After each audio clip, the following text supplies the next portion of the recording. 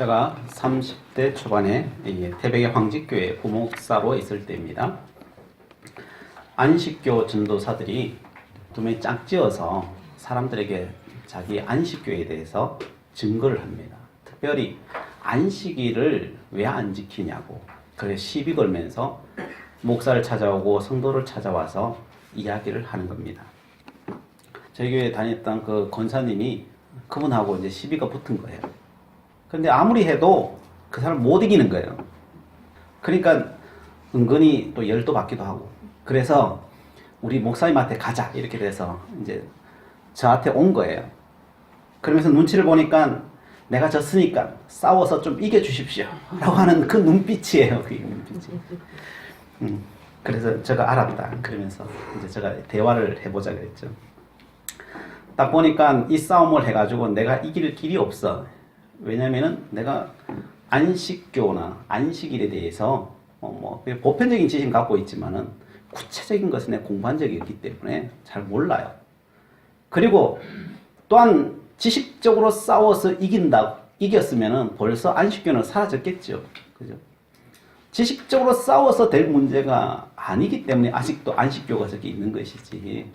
그래서 내가 아무리 똑똑해도 저 사람들하고 싸워서 이긴다고 해도 답이 있는 것이 아니다 라고 하는 결론을 내린 거죠. 그래서 저 사람은 대화하는데 그런 거예요. 안식일이 뭔지 아십니까? 라고 질문에 들어오는 거예요. 그래서 제가 그랬죠. 저는 잘 몰라요. 잘 모른다는데 뭔 말하겠어요. 그런데 사실 부끄럽기는 부끄러웠어요. 목사인데 지금 성도 와가지고 이겨달라고 그러는데 모른다 그러니까 내 체면은 멀고 또 모시고 오는 권사님 체면은 뭐예요? 그래서 부끄럽기는 부끄러웠습니다. 그런데 그 안식교 전도사 두 명이 의외의 반응을 보이는 거예요. 세상에 이런 목사님은 처음 봤다 그러는 거예요. 그러면 저를 칭찬하는 거예요. 아니 난 모른다고 밖에 한 게 없는데 도리어 칭찬하는 거예요. 왜 칭찬하세요? 그러니까 자기가 지금도 수많은 목사들을 만났고 성도를 만났는데 모른다고 말하는 사람 아무도 없다는 거예요. 다 안다라고 이야기하더라고요. 그래서 자기들이 철저히 준비해 온 가서 대화를 하면은 못 이긴다는 거예요. 그 사람들이. 왜? 이 사람들은 안식일에 대해서만 연구한 사람들이니까요. 공부를 했으니까 어떻게 이기겠어요? 대비한 것도 아닌데. 그래서 두 손 드는 사람도 있는 반면에 또 지기 싫으니까 안 지죠, 누가. 그러다 보면 나중에 뭐가 돼요? 싸움이 되는 거죠. 언쟁이 높아지는 거죠. 내 말이 맞니, 네 말이 맞니. 그래서 결국은 싸우고 나온다는 거예요. 싸우고 나오면서 이 안식교 전사들이 무슨 생각을 가졌겠습니까? 졌다고 생각하겠어요? 야, 나는 이겼어. 왜? 저들이 성질 내는 걸 보니 내가 이긴 거예요. 성질 내는 사람이 진 거죠, 사실은요. 성질 내는 걸 보니 내가 이겼다. 그러면서 의기양양해가지고 나온 겁니다. 근데 저를 만났는데 모른다 그러니까요. 그냥 황당한 거예요. 준비해온 게 아무 의미가 없어져 버린 거예요. 그래서 제가 그들 앞에 이야기를 했습니다. 저는 안식일이 중요한 것도 주일이 중요한 것도 아니라고 생각합니다. 모든 교회가 수요일을 주일로 하자, 안식일로 하자 그러면은 저는 수요일 날을 주일로, 안식일로 할 겁니다. 안식일이 중요하냐, 주일이 중요하냐, 중요한 것이 아니라 그 안식일과 그 주일에 담긴 그 정신이 중요한 것이지 그 요일이 뭐 그리 중요하겠습니까? 그러니까 안 지킨다면은 문제겠지만은 지킨다면은 그게 뭐 문제겠습니까? 그래서 청년에게 제가 다시 물었습니다. 당신들은 안식일이 중요합니까? 아니면 예수님이 중요합니까? 물었어요. 그 사람들이 생각하더니 예수님이 중요하죠. 그들 예수를 믿거든요. 예수님이 중요하죠. 정말 더 예수님이 중요하다고 생각하면은 당신들이 왜 지금 안식일을 전파하고 다닙니까? 예수님을 전파해야지. 나는 예수 믿는 사람입니다. 예수 믿는 사람입니다. 당신도 예수 믿고 나도 예수 믿고 예수 잘 믿으면 되지 않을까요? 예수 잘 믿으면. 그러니까 그분들이 수긍을 하는 거예요. 그렇죠. 예수 잘 믿으면 되죠. 안식일이든지 주일이든지 예수 잘 믿고자 우리가 하는 게 아닙니까? 예수님의 정신을 따라 살고자 하는 게 아닙니까? 그러면 우리 예수 잘 믿으십시다. 그리고 같이 그 예수님 이름 앞에 같이 기도하십시다. 그러니까 그 사람들이 무릎을 꿇는 거예요. 그래서 같이 기도한 거예요. 우리 예수 잘 믿자고. 하나님 우리 예수 잘 믿는 사람 되게 해달라고. 기도하는 거예요. 그래서 축복해 준 거죠. 하나님 이 영혼들도 예수 잘 믿는 청년들이 되게 해달라고. 전도사가 되게 해달라고. 그렇게 기도하고 그래서 떠나간 적이 있습니다. 사람들은 많은 경우 안식일 법에 매여서 정말 중요한 것을 잃어버려요. 또한 안식일법을 가지고 자기와 맞지 않는 사람을 제거하는 수단으로 써요. 법을 가지고요.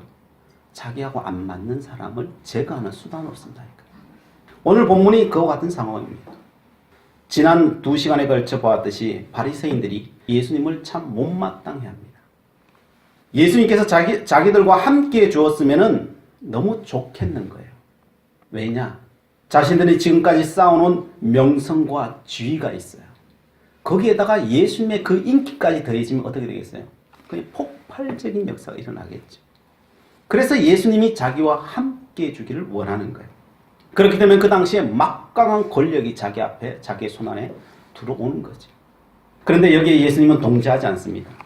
동조하지 않은 것까지는 그래도 참을만 했는데 자기 자신들이 정죄한 사람들, 저 사람 죄인이야. 정죄한, 자기 법으로 정죄해 놓은 그 사람들을 향하여서 세리와 죄인들과 함께 먹고 마시는 거예요. 이게 불편한 거예요. 이게 더 불편한 거예요. 내가 정죄해 놨는데 아니 그 사람들하고 같이 놀아. 먹고 마셔. 그러면은 정죄한 자기들은 뭐가 돼요? 이게 불편해요.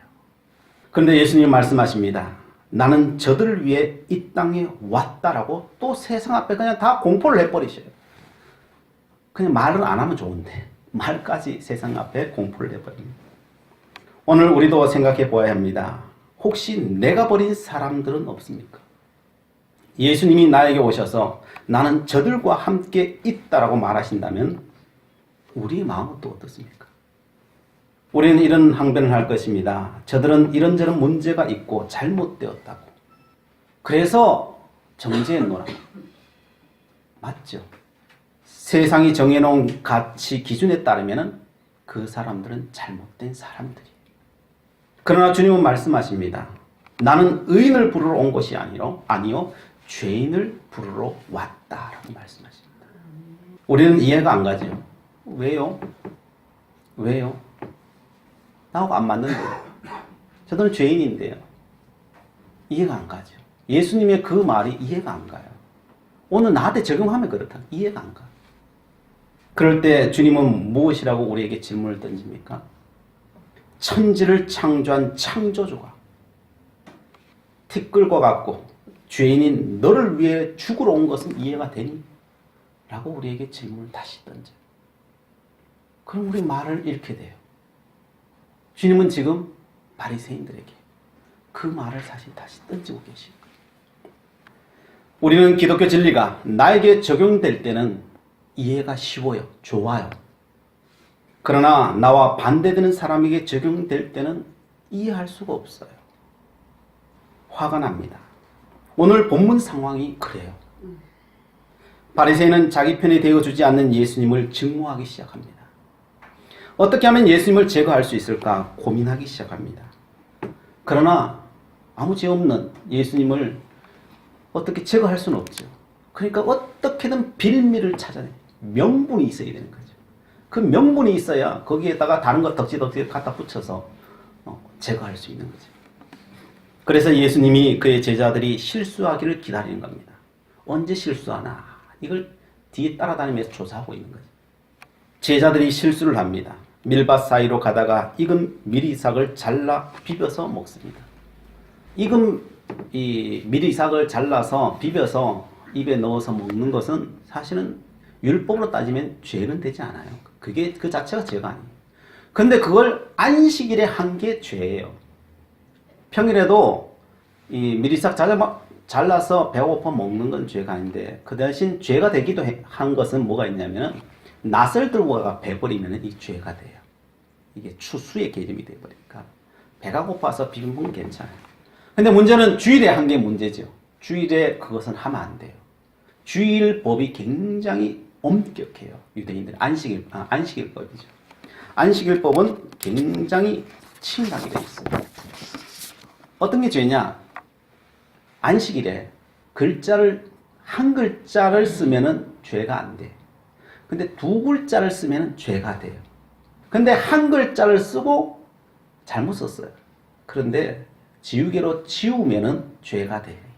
또 한 글자 써야 되니까 죄가 돼. 그 전날 바느질 하다가 모르고 바늘을 옷에다가 꽂아뒀어요. 근데 그 옷을 입고 나갔어요. 죄일까요? 죄가 아닐까요? 죄예요, 죄. 무슨 죄일까요?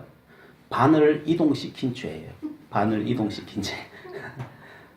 근데 그 전날 참 입고 꾸벅 오는데 이게 옷을 깁다가 모르고 손수건이 거의 같이 집어졌어요.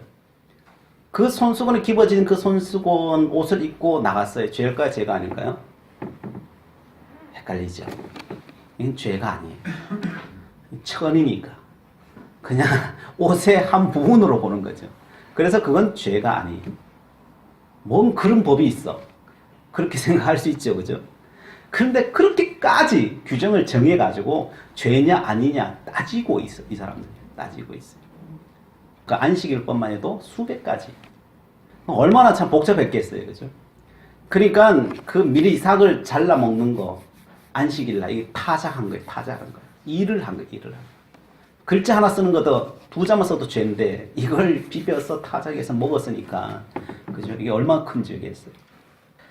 우리는 무슨 말도 안 되는 조항이냐고 반문할 수 있지만은 2000년 전에는 그랬습니다. 이런 시대 상황 속에 안 그래도 미움털이 박힌 예수님에게 바리새인들은 그냥 공격해 들어온 거죠. 어떻게 해요? 24절. 바리새인들이 예수께 말하되 보시오 저들이 어찌하여 안식일에 하지 못할 일을 하나이까. 예수님도 굉장히 당황이 되었을 거예요. 그 빌미를 준 것이에요. 그러나 이 상황 때문에 더 놀라운 것은 귀한 진리의 말씀이 주님으로부터 나왔다는 게 더 중요하겠죠. 28절 말씀이죠. 인자는 안식일에도 주인이니라 라고 하는 귀한 말씀을 우리에게 주셨어요. 이 일 때문에 사람이 안식일의 주인이라는 거예요.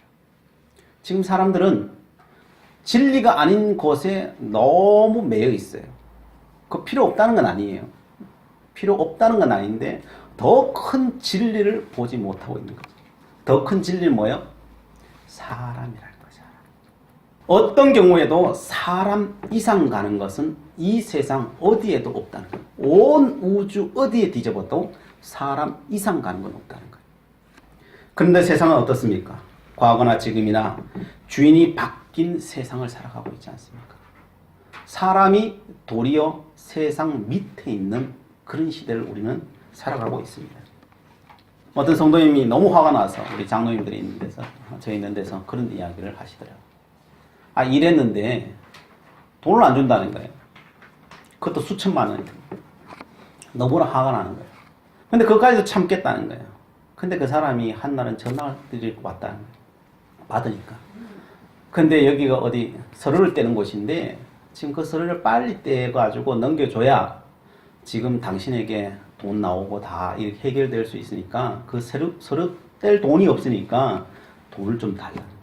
그 얼마냐 그랬더니 한 7만 원인가 얼마 든다는 거예요. 그 큰 돈이면 그렇지만 자기 그 정도 돈이야. 또 돈 받을 생각에 줬다는 거예요. 그리고는 연락이 없다는 거예요. 그래서 나중에 경찰서에 전화가 왔다는 거예요. 그 사람이 경찰서에 잡혀 있다는 거예요. 그래서 가봤어요. 가보니까 이게 사기죄로 이 사람 저 사람 다 걸어놓은 거예요. 그래 가서 제일 먼저 물어봤다는 거예요. 그 수천만 원 돈을 물어본 게 아니고 그 27만 원 그 돈 내가 너한테 넣어줬었는데 그거 가지고 서류 뗐습니까? 물어봤더니 서류를 떼러 간 적도 없대요. 그게 더 억울한 거야. 아니 사람이 양심이라도 있어야지. 그렇게까지 사람의 심리를 이용해서 그 돈을 떼어 먹고 안 그래도 속상해 죽는 그 사람에게 기름을 끼얹는 거죠. 기름을 끼얹는. 수천만 원 이게 중요하지 않아요. 그 27만 원, 그 돈 때문에 더 속상하다. 사람의 양심에 활 맞아 있는 그 모습이 오늘날의 시대인 거죠. 물질이 사람보다 더 앞서가는 시대. 사람의 목숨은 파리 목숨 같이 생각하는 사람들도 많이 있지 않습니까? 요즘 시대에. 요즘 정치적 이슈가 무엇입니까? 다 경제, 뭐 남북 문제 뭐 있지만은 오직 관심은 우리의 경제에 있지 않습니까? 사람에게 있는 게 아니라 경제에 있어요. 경제. 바리새인들은 안식일이 목숨보다 중요했습니다. 그걸 잘 지키면 하나님이 기뻐하신다고. 그렇죠? 기뻐하면 기뻐하죠. 그러나 사람이 없어지고 안식일을 잘 지키는 것이 무슨 의미가 있습니까? 근데 이게 앞뒤가 바뀌는 거예요. 더 중요한 게 무엇인지 모르는 것이죠. 안식일이 중요합니다. 안식일을 지키는 거, 주일을 지키는 거 너무 중요하죠. 그러나 사람보다는 앞설 수 없다는 거예요. 그 예로 예수님께서 다윗의 이야기를 들어 이야기합니다. 오늘 25, 26절에 예수께서 이르시되 다윗이 자기와 및 함께한 자들이 먹을 것이 없어 시장할 때 한 일을 잃지 못하였느냐. 그가 아비아달 대제사장 때에 하나님의 전에 들어가서 제사장 외에는 먹어서는 안 되는 진설병을 먹고 함께한 자들에게도 준치 아니하였느냐 라고 되어 있습니다. 진설병은 이 성막, 성전 안에 이 세 가지 성물이 있어요. 성소 안에 세 가지 성물이 있는데 그 성물 중에 제일 뒤쪽에 우측편에 좌측에는 등대가 있고 저 앞에는 분향단이 있고 우측에는 바로 이 진설병이 있어요. 진설병이 뭐냐면은 이게 떡상이에요. 떡상. 우리나라에도 보면은 이 제사를 지내면은 시루떡을 해가지고 쌓아서 층층 쌓아가지고 이렇게 올려가지고 뭐 제사를 지내고 하잖아요. 그거와 비슷하다고 보시면 돼요. 진설병이라고 하는 그 그게 떡이죠. 떡 같은 것을 층층이 쌓아서 하나님 앞에 올려드리는 거예요. 그걸 이제 진설병이다라고 해요. 근데 신기한 것은 그 진설병이요. 일주일 동안 하나님 앞에 드려져요. 안식일날 올려드리면 일주일 동안 그 떡이 그 진설병이 그 성소 안에 있어요.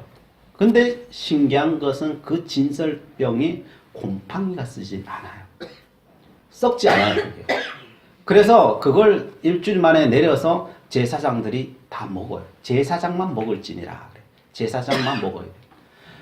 더 신기한 것은 그 떡이 상하지 않는 이유가 있어요. 그것은 그 떡은 뜨겁게 해가지고 떡을 만들 뜨겁게 해야 되잖아요. 화로에 굽든지 뭐 찌든지 해야 되잖아요. 그걸 뜨겁게 해가지고 내어서 그 상에 올려놓으면 이게 식어야 되는데 식지가 않아요. 일주일이 가도 그 떡이 진설병이 식지를 않아요. 그래서 일주일 동안 뜨끈뜨끈한 거예요. 그러니까 상하지가 않는 거예요.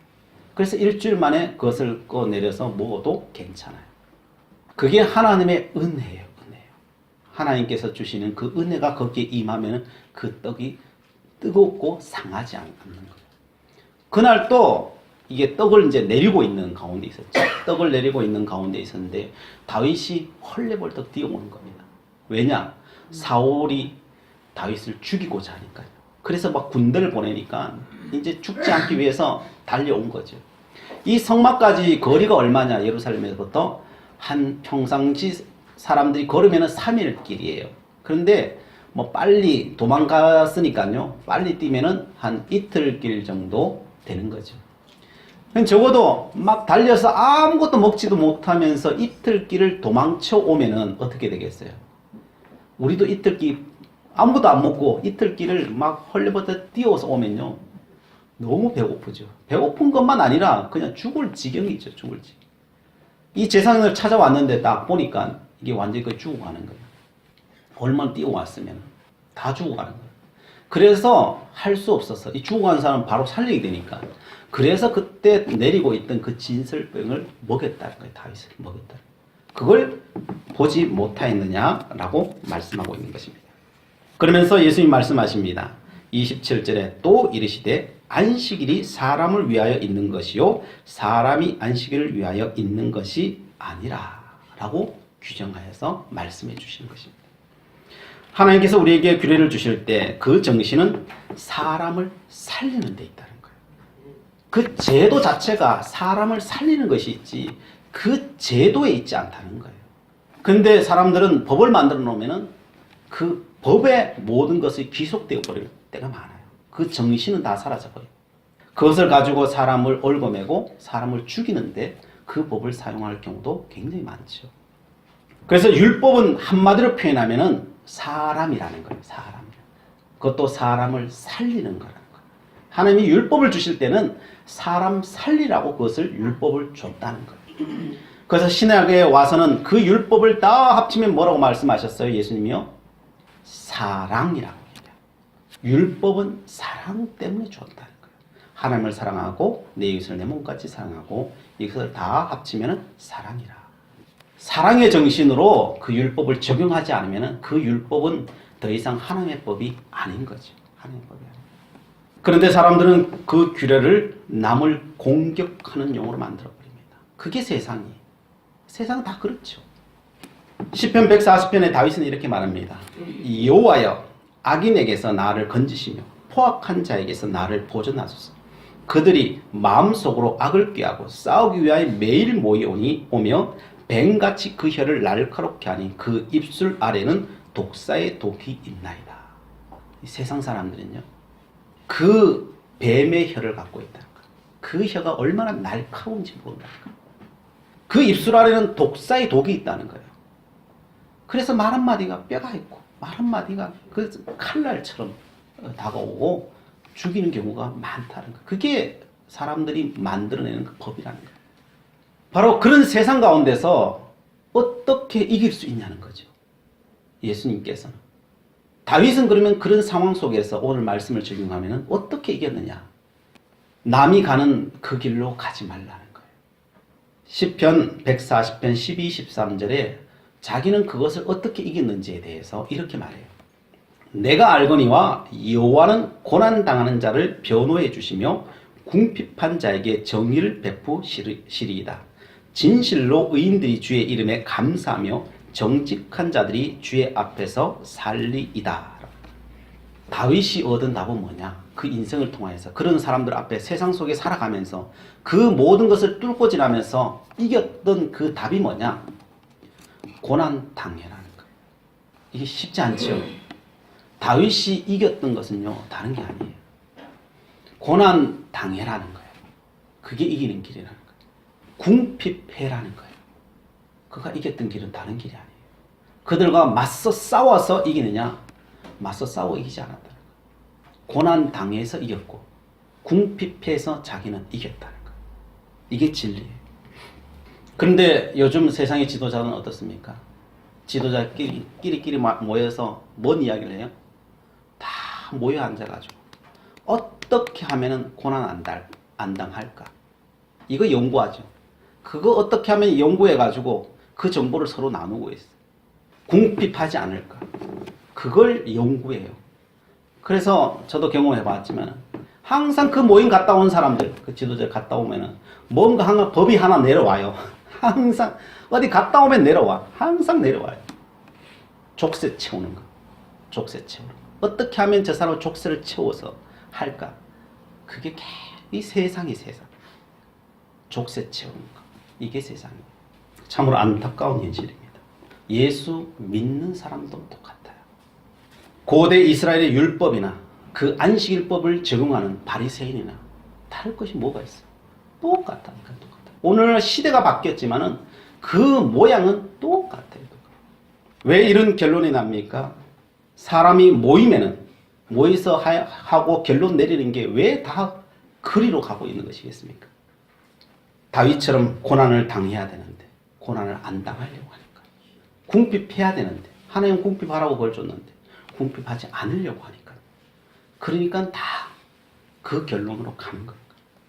이것을 다른 말로 바꾸면은 다스리려고 하기 때문에. 지금 바리새인들은 사람들을 다스리려고 하는 거예요. 거기에 반해 예수님은 무엇이라고 말씀합니까? 섬기러 왔다 그러죠. 예수님은 나는 미랄대로 왔다 그러죠. 오늘 안영근 지사에 부른 찬이 미랄인데 미랄대로 왔다는 거죠. 주님. 나는 병자를 위해 왔고 나는 죄인들을 위해서 왔다는 거죠. 세상과 하나님의 법, 주님의 법은 반대예요. 반대. 그런데 우리는 무엇을 따라갑니까? 무엇이 문제인지 보이십니까? 아무리 좋은 법도요, 하나님이 주신 법이라 할지라도요, 그것을 다스리는 데 써버리면요, 그것은 죄악이 되어버려요. 그 법이 문제가 아니에요. 그 법을 가지고 어떻게 실행하느냐, 그 사람의 몫이에요. 내가 하나님 법을 가지고 내가 했는데 그게 중요하지 않아요. 예수님은 이 땅을 섬기려고 오셨습니다. 대속물로 자신을 주려고 오셨습니다. 그러니 안식일의 주인이 누구로 보입니까? 안식일의 주인이 사람으로 보이는 거예요. 예수님에게는 사람으로 보이는 거예요. 사람 이상 가는 게 없는 거예요. 예수님은. 다스리려는 사람에게는 사람은 그냥 도구일 뿐이에요. 바리새인처럼 자기 안에 들어오면 받아들이고 자기 안에 안 들어오면 어떻게 해요? 그냥 제거해야 될 사람인 거예요. 그래서 죽이려고 하는 거죠. 주님은 우리에게 질문을 던지고 있습니다. 당신은 다스리는 자가 되기를 원하느냐? 아니면 당신은 섬기는 자로 서 있느냐? 묻고 있습니다.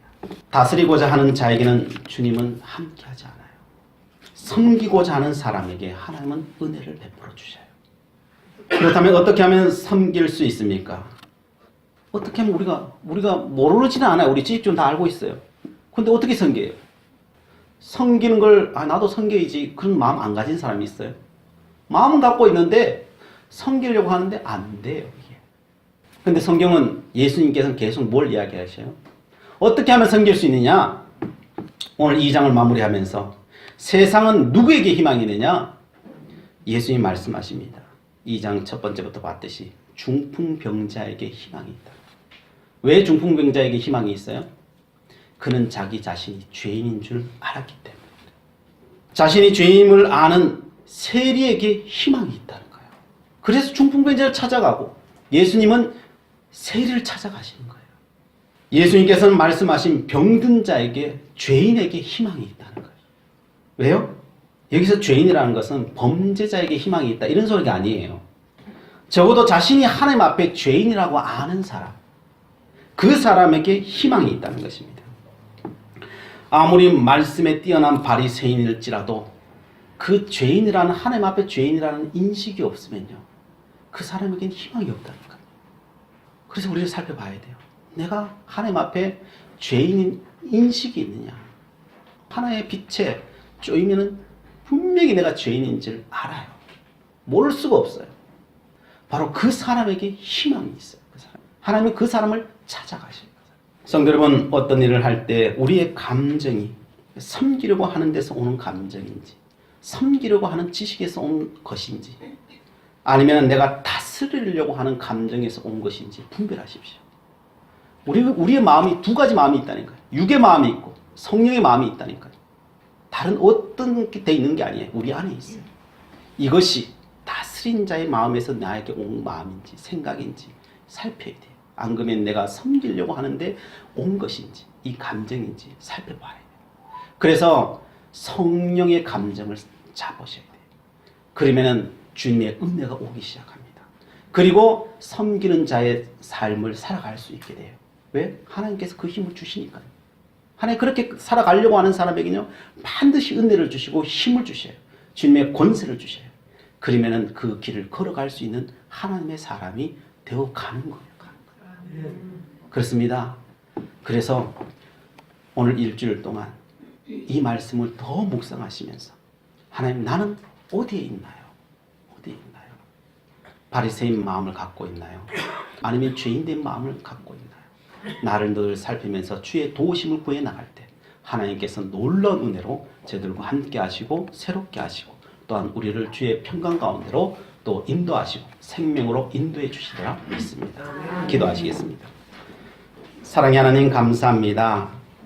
섬기는 자가 안식일의 주인이 될 수 있음을 보았습니다. 섬김으로 참된 안식을 만들어 나가는 하나님 나라의 주인공들이 되기를 원합니다. 그리스도 예수의 마음을 주시사 섬기게 하시고 아름다운 우리의 심령과 가정과 주의 공동체가 될 수 있도록 인도하여 주시옵소서. 예수 그리스도의 이름으로 기도드리옵나이다. 아멘.